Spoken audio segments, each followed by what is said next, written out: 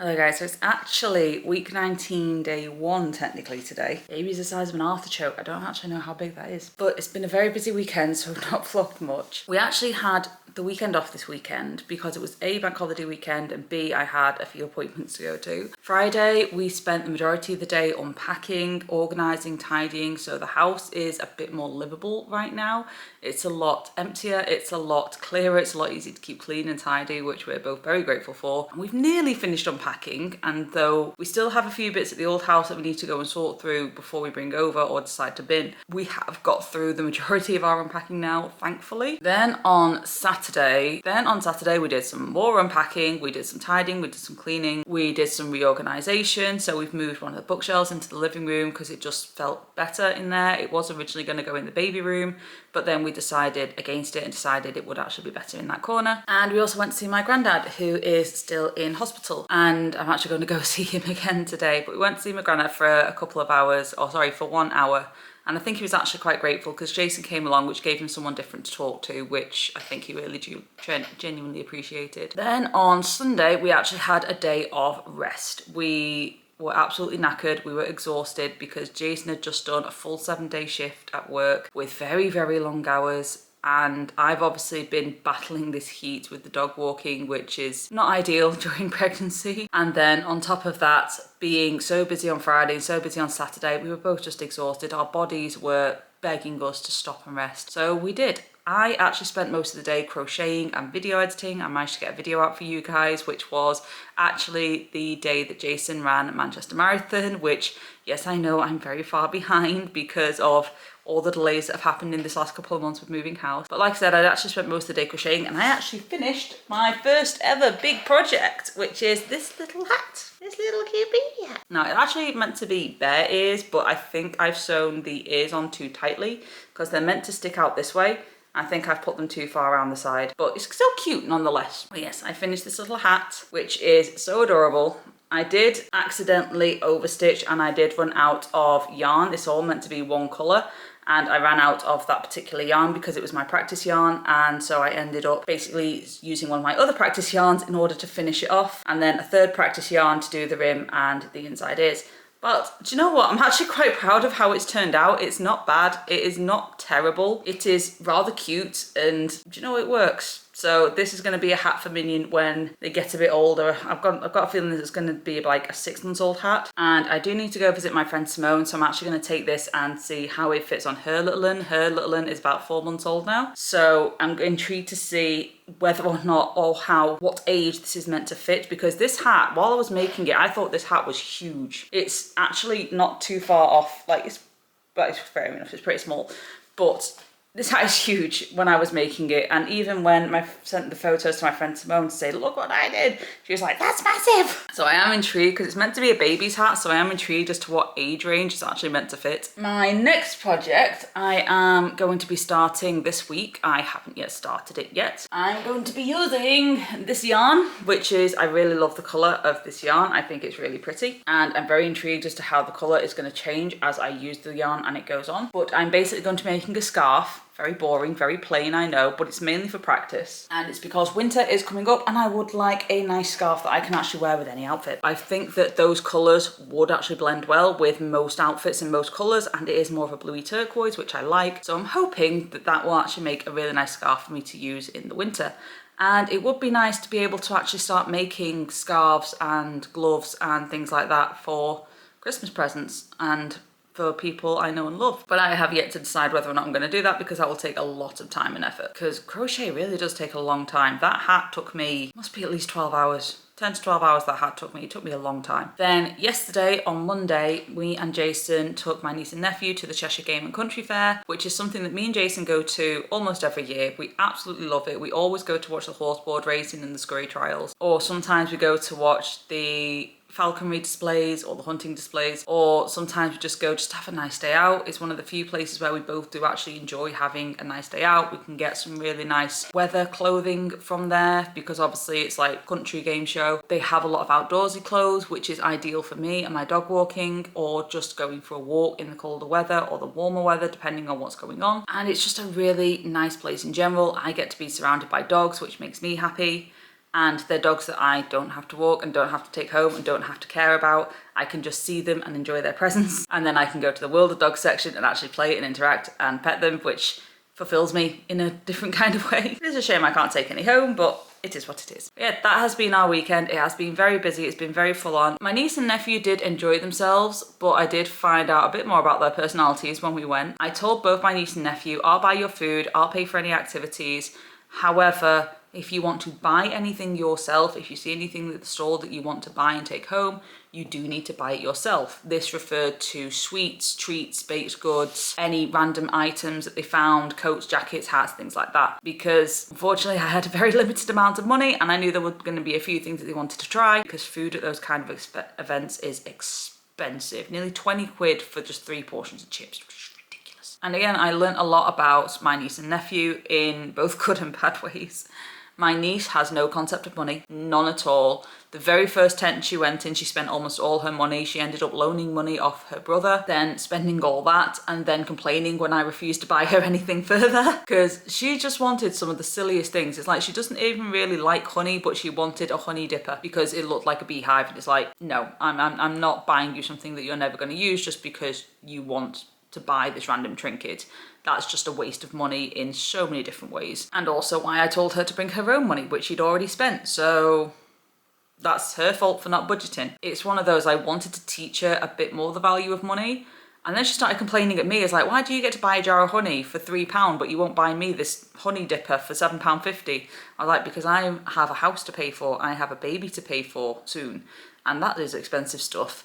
On top of that, I earned this money and I can spend it how I choose. When you earn your own money, you can spend it how you choose. I told you I would buy food and I told you I would treat you to activities, but you had to buy anything you wanted yourself. She actually took that as fine, okay, I get the message, you're not going to buy me anything further. But she then got very fed up very quickly. Once her money was gone and she couldn't do any shopping, she was done. She just wanted to go home. She was bored, she was fed up, she was tired, and she was having none of it. She could not be bothered after that. She wasn't interested in the event, she wasn't interested in displays, she couldn't buy anything, or couldn't go shopping, she didn't want to know. My nephew, on the other hand, again, wasn't interested in the displays or the events or any of the other bits and bobs, but he loved the shooting ranges. He absolutely loved them. He actually got first place. He actually won the fastest time of the day on one of the speed shooting ranges. He had to go at the competition range, but unfortunately got a bit of a dodgy gun, so it didn't work out quite as planned.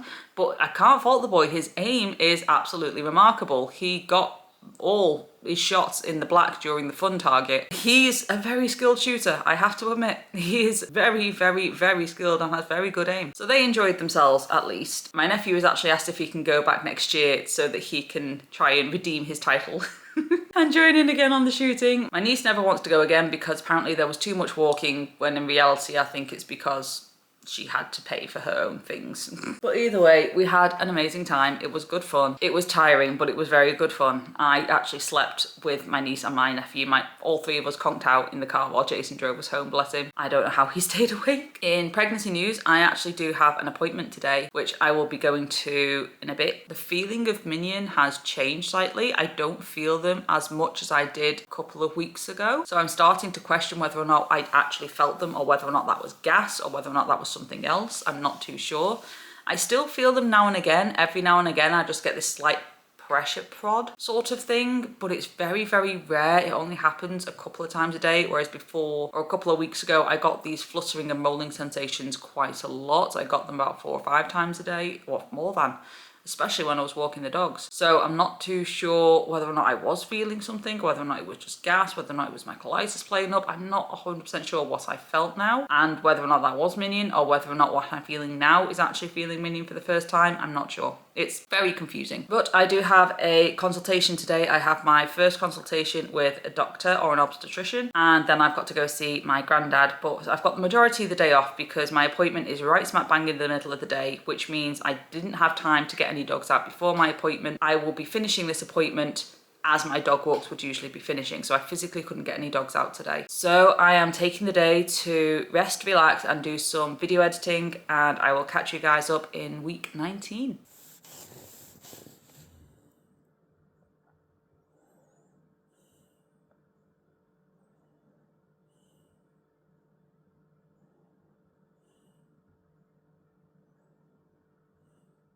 You're not getting the camera, no. So I am now back from my appointment and we're having a chill. I took my girls out for a fly. Quaffle, as usual, is getting angry and grumpy because I've got the camera out. Heaven forbid I can do anything without her attention and immediate approval. Yes, show off. You hate the camera. Hate it so much. There you go, she's happy. She's seen a dog now, so she's calmed down a bit. But I'm just out with my girls. I've got Quaffle out and about flying, and I've got Lyra staying in the cage because she needs some major desensitization training. She has become very unreliable since she's gone missing. The appointment went well. It was very routine. Take my urine sample, do a health check, do a blood test check. Not a blood test check, blood pressure check, and some other few bits and bobs. All good, all easy, all perfectly normal, perfectly fine. The obstetrician also had a chat with me just to see whether or not, I suppose you call them, in America I think they're called an OBGYN. They had a chat with me, just made sure everything was okay, that my colitis was behaving, and I reassured her that I know what my triggers are. As long as I know what my triggers are, my colitis stays in remission. You're not eating the camera. The joys of owning parrots, go away. So I reassured her that so long as I know what my triggers are, I can actually remain in remission. So she's not particularly concerned, and said so long as it stays in remission, I won't need any extra assistance or anything in regards to blood clot medication, which is good. And apologies if the girl squeaking is a bit loud. Quaffle especially does not like it when I get the GoPro out. Don't know why, just doesn't like the GoPro. We're actually about to head home. We've just come out for 5 minutes just to get some outside time because you've not had any in ages. No outside time in ages. And I was just a bit on edge at the moment because Quaffle's grumpy. You don't like it when Quaffle's grumpy, do you? No, I don't like it when Quaffle's grumpy. We're going to head home in a minute and have a rest and get something to eat because I've not eaten yet. Yeah, Grouch, behave. Behave for your grouchy. They've done well though. The girls have done good. We've done some flying with Quaffle, haven't we? We did. We did some flying. We did some flying. We did some flying. We did some flying. Yeah, we did. I don't know why I do that to her. But they've both been good girls. Lyra is a bit unsettled because Quaffle's unsettled at the moment. And everything so far seems to be going well with baby. I also went and had a chat with my granddad to see how he's getting on. And he seems to be doing okay as well. Still no change. His antibiotics keep on getting increased and decreased and increased and decreased. So I'm not too sure what's happening there. We're just going to have to wait and see. But yeah, that's how my day's gone. I'm going to go home, get some video editing done. I'm going to try and make time to do some exercise tonight, see how I feel. But main priority tonight is very much video editing because I've got a lot to catch up on. I am back home now. The girls are in bed because it is past 6 o'clock. It's actually 6:30 now. I was hoping to do some exercise. I'm still hoping to do some exercise, but I've got a lot of video editing I still need to do because since getting home, I've just focused on getting my girls food, uploading all my videos from the last 2-3 weeks and organising them so that everything's in the right files, so they're ready for the videos for you guys. But I'm a very happy girl right now because salmon is back on the menu, which sounds a bit weird, but basically since about week 13, 14, I want to say, might even be earlier than that, I had some salmon, which I cooked myself, so I made sure it was thoroughly cooked through. And unfortunately, there was a couple of scales still on the salmon, which I hadn't realised because the scales can be see-through. And unfortunately, when I was eating the salmon, oh my God, just the thought is already starting. Nope. When I was eating the salmon, there was a scale in the food and I bit down on it, and flavour and texture of the scale, stop thinking about it, made me gag, made me really badly gag and made me severely vomit. I was vomiting for the rest of the day. I felt awful for the rest of that day.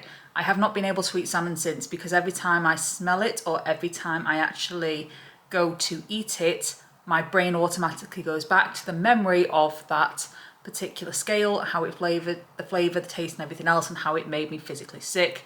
And it's become a bit of a food aversion. So I left it several weeks to give the memory a chance to disappear out my brain. And it is still there if I do try and think about it. However, for the most part, it has gone. So I decided, I thought about eating salmon today and I didn't get sick at the thought. So I thought, okay, today is the day to try and eat salmon again. And sure enough, I've not had any gagging reflex at the thought or smell of eating salmon. So I'm very happy girl right now because salmon is one of my favourite foods, and I have been very much restricted to eggs for a few weeks now because every single time Jason cooks chicken, he always accidentally leaves a little bit of fat or gristle in the chicken, and it's not his fault. He does try his best to cut it all out. But if I bite down on that little bit of fat or gristle, that's it, I'm on a vomiting spree. I have been restricted to just eggs for quite a while because I've been struggling to eat any kind of meat. That's just phlegm. That was phlegm. I did actually ask the obstetrician about that today and she said it's hormone related. Your hormones naturally create more mucus, and if your nose gets blocked, especially at night, it goes onto your throat, and then your body, anytime it comes loose, your body just tries to get rid of it that way, seeing as it's not coming out the nose. But as we're saying, yes, I am quite happy that salmon is back on the menu and not causing me to gag anymore, which is a big relief, because it means I can have some variety in my food again. It's currently 7:30 at night, and I caught myself doom scrolling quite badly, and I managed to stop myself somehow and say to myself, Ashley, if you've got time to do scroll, you definitely have time to do 5 to 10 minutes worth of exercise. So I'm going to get my mat out and we are going to do some exercise because we can. We are going to start with hybrid calisthenics, and today's movement is horizontal pull-ups and jackknife squats. I'm going to have to do jackknife squats on the calisthenics machine. Horizontal pull-ups should be able to do on the calisthenics machine. If not, I might have to utilise one of the doors.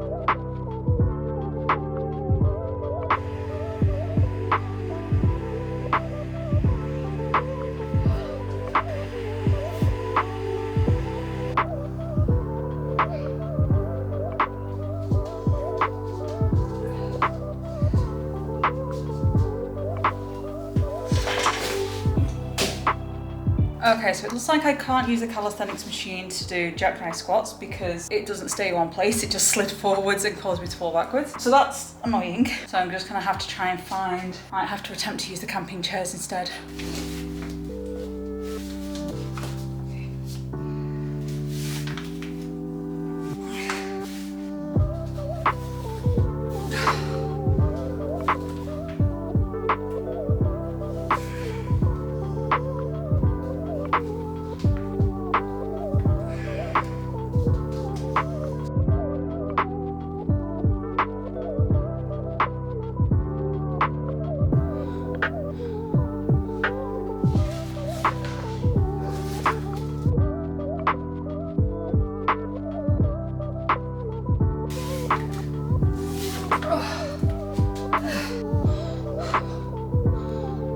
I'll be honest, that's all I've got in me as far as jackknife squats are concerned. They freaking get me every time because I can't get low in a standard squat. I have to do a wide squat because of the shape of my hips, especially right now with the pregnancy. A narrow squat just isn't optional. That is me done for calisthenics. Finish workout. I did it! I am very happy right now. I finally got some calisthenics training in. It took long enough. Now I am actually going to do some Tom Morrison's mobility training, or I might do some stretching. I really want to do the mobility training because I think that's going to be fundamental in me staying fit and healthy during this pregnancy. I'm going to do a bit of that, see how I get on. Hopefully I'll do pretty well. I'm already tired. Already shattered after just those 2 exercises. Right, mobility training time.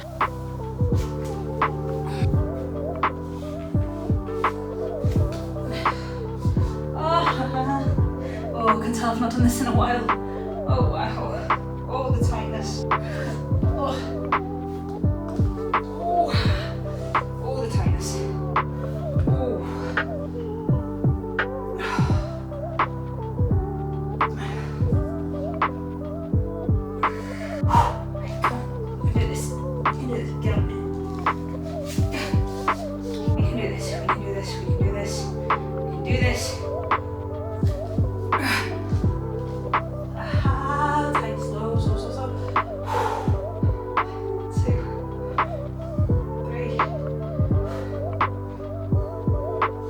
Also, please excuse the recycling in the background.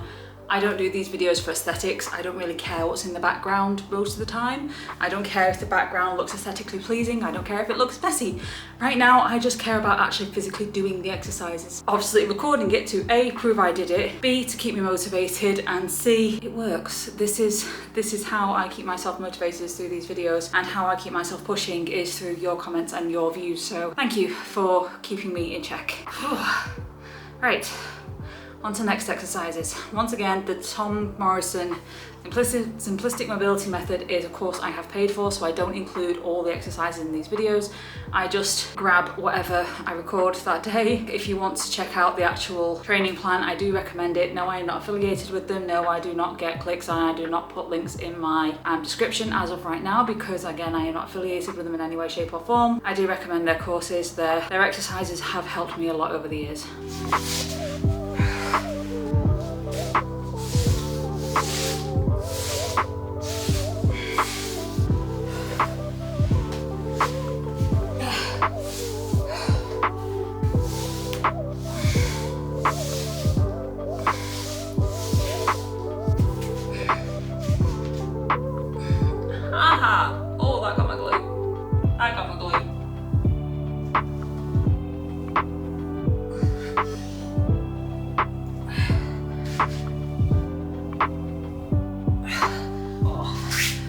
Not easy when you've got a baby bump in the way, especially when you can feel the baby right there.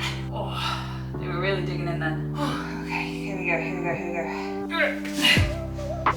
Okay, we got this. Ready, and lift.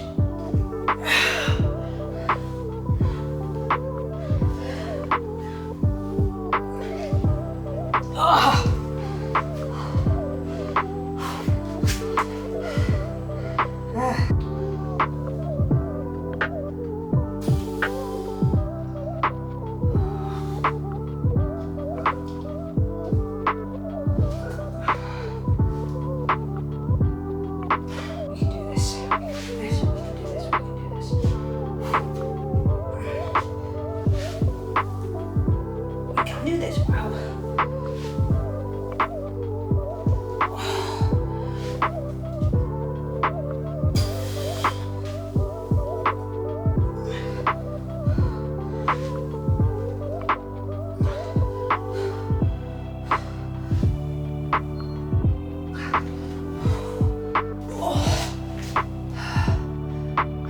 And I am done. As my exercise is done for the day, and my first proper set of exercises in nearly 3 months at this point. Oh, this house move and work and granddad and parrots going missing just took up so much extra of my time, but we did it. We finally got an exercise session in, and hopefully this is going to be the first of at least 3 a week. Hopefully, time allowing, time permitting, it's hopefully going to be the start of at least 3 sessions a week. But we will see. I'm gonna let the cards fall where they may. I'm not going to try and control a situation I have no control over. I'm just going to focus on doing my best, staying positive like I always do, or like I usually do, as best as I can, and just enjoying the journey. I am very, very lucky. From what I've heard, I've had a pretty easy pregnancy. Second trimester has definitely been the harder one. First trimester, I want to say breezed through. There was a couple of difficult days and there was a few challenging days, but for the majority of it, it was no different to what I dealt with on a day-to-day basis in my normal everyday life. Second trimester though has been very difficult. I've been a lot more out of breath. I've been a lot more tired. I found myself to be a lot more body conscious. I found myself to be a lot more exhausted, actually. The amount of people that said to me, in your second trimester, you're going to get all your energy back. You're going to feel human again, just with a bigger belly and a bit extra weight. And I found just the opposite. I've actually had so much less energy. I'll have a couple of days where I feel fine and I don't even feel pregnant. Like, I just feel fat, for the lack of better words. And there are other days where I am so freaking tired that I've actually had to cancel my dog walks because I am so exhausted I can't physically safely drive. I have a feeling that I get exhausted anytime the baby goes through a growth spurt, but I can't be 100% sure of that. I don't know for a fact. I can't remember if I mentioned this earlier, so just in case I didn't, I checked with the obstetrician today and the mucus buildup apparently is hormonal. It's due to a change in my hormones and the fact that I've got narrow passageways in my nose and my sinuses. sinuses, so it tends to block up and get clogged in the throat, hence why I'm very congested and I get a lot of phlegm in the morning. But yeah, second trimester so far has actually been harder than the first trimester just because of sheer exhaustion. Sheer exhaustion. I have been so tired, so much more fatigued, and so much more difficult to do anything, so much more breathless, so much less energy on a day-to-day basis. It's the complete opposite of what everyone's told me this entire time. And it just shows how different pregnancies can be. I've had what I would class as an easy first trimester compared to some. I'm now having I don't want to say difficult because it's not difficult, I'm just very tired all the time.